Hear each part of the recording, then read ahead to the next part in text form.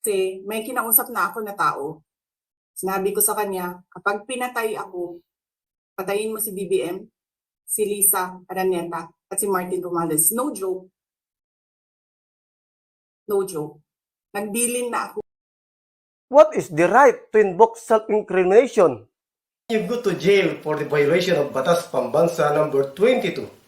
What is the difference between legal separation and divorce in the Philippines? Who can avail a probation or parole? What are our online responsibilities and risk mitigation to prevent cyber libel? And come in, the return of military bases in the Philippines. Channel, subscribe, like, and comment. Charlie Pinto from Bigan City, Ilocos Sur. Salamat po, Yamanak. This country is going to hell because we are led by a person who doesn't know how to be a president and who is a liar. Alam niyo anong pruweba ko na sinungaling siya? Tinanong ko, dalawang businessman. Matagal na sa negosyo ng bigas. Because I was concerned. This is a campaign promise. 20 pesos na kilo ng bigas. And so, I really sat down and talked to a businessman. Sabi ko, sabihin mo sa akin kung magagawa ba yung 20 pesos. Sabi niya, hindi. Napaka-imposibleng gawin yan. Because more than 20 pesos ang cost. That know what he was talking about. So incompetent, or he was lying through his teeth to get the votes of people.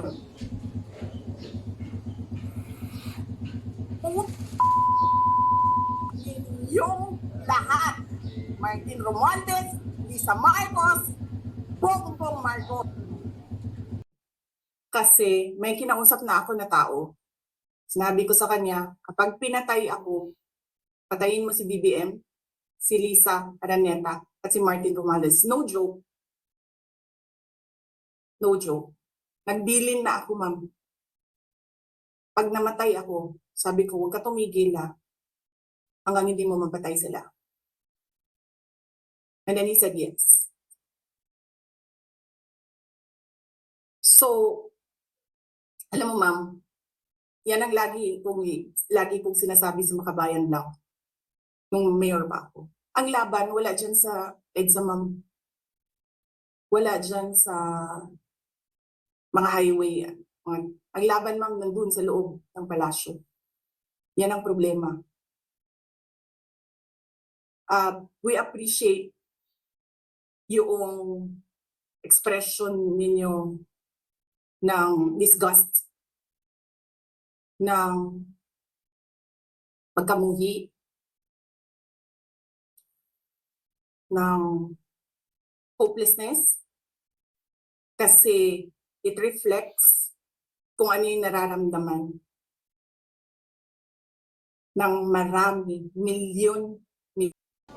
It's either he did not know what he was talking about, but so incompetent, or he was lying through his teeth to get the votes of people.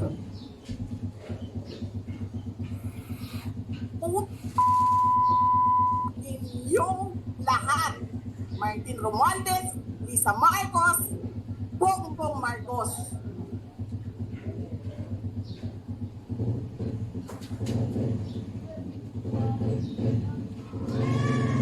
Hinigit-git nyo yung mga tao ko dyan sa envelope na yan. Lisa Marcos, naalala mo, nagpadala ka sa atin ng video? Sinabihan mo ako saan kukunin ang pera.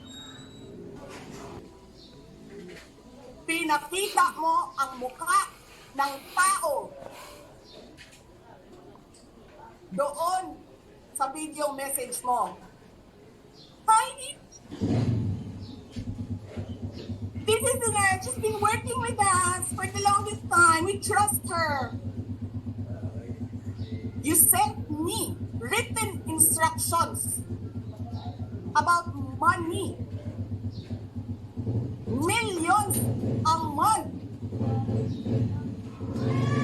Anong nakalagay doon sa envelope? DepEd. Anong ginawa ko? Binigay ko sa DepEd.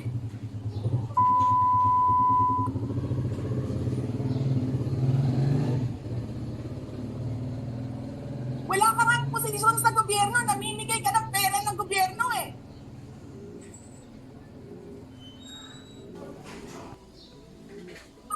Sisira ito, yung tangal, yung kasama ko sa office ng Vice President. Sasabihin niyo sa mga tao, nakaw yan, confidential funds yan. Niwala nga kayo isang proof na confidential funds yan. Naniwala lang kayo sa isang babae na ang pangalan ay Gloria Mercado na nagsabi confidential funds yan, na hindi nyo nga nilabas na wala pang confidential funds, meron ng white envelope. Kasi 2022 pa lang,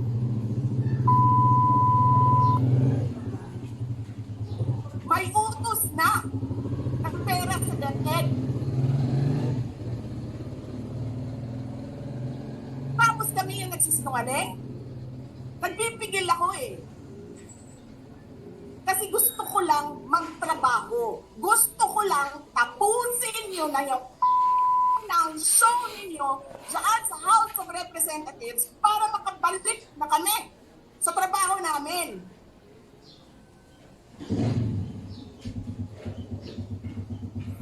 Tapos ganyan ang gagawin ninyo sa amin dahil hindi kami sumusunod sa inyo, dahil ayaw na namin tumulong sa inyo.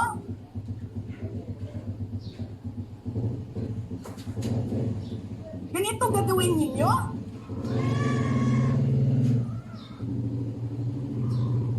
Presidente ka, may speaker ka na involved sa bribery ng Supreme Court justices. May video, may kaso, may witnesses. Hindi mo tinanggal yung speaker mo. Pinabayaan mo siya abusuhin ang pera ng bayan. Paikot-ikot sa buong bansa. Kaming lahat sa Office of the Vice President, Monday to Friday ang mga trabaho namin. Sa ibang opisina, Monday to Friday. I'm not saying na bawal yan. But, alam mo yon, that is something that civil service should think about. May mga opisina ng gobyerno, 4 na araw lang pumapasok. Yung iba, 5 araw pumapasok. Nandyan sa daan, sa init, sa ulan, nandun sa bundok, naglalakad, tumatawid ng mga sapa, Monday to Friday, mga government employees. And then we have a House of Representatives, Monday to Thursday lang ang trabaho.